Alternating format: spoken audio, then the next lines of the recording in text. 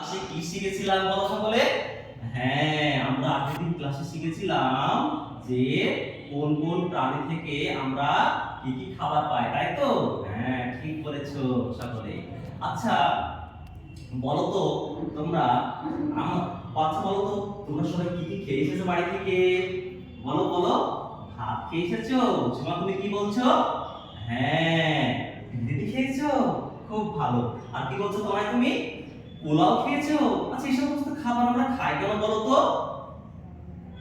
বলো। হ্যাঁ, বড় হওয়ার জন্য, শক্তিশালী হওয়ার জন্য। আচ্ছা, তাহলে বলো তো আমাকে, গাছরাও কি আমাদের মতো বিরিয়ানি পোলাও খায়? বল, খায় না? আচ্ছা আচ্ছা, তাহলে চলো আজকে আমরা এই গাছের একটা খুব সুন্দর গল্প শুনবো। তোমরা সবাই শুনবে? সবাই শুনবে? তো চলো। একটা সুন্দর গ্রাম ছিল, সেই গ্রামে একটা ছোট্ট গাছ ছিল, বুঝেছো? সেই গাছটা সেও চাই বড় হতে আমাদের মতো। তাই সে কি করলো জানো? তাই সে তার তিন বন্ধুর সাহায্য নিতে চাইলো।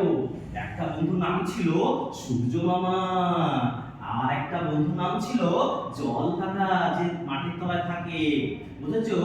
আর একটা বন্ধুর নাম ছিল, তার আগে আমাকে বলো তো, রবি তুমি বলো, যে আমরা এই যে নাক দিয়ে বাতাস ছাড়লাম, গ্যাস, এটার নাম কি তুমি জানো না? ওর মা তুমি জানো? বলো। Very good, sit down. ওর মা তুমি ঠিক বলেছো, কার্বন ডাই অক্সাইড।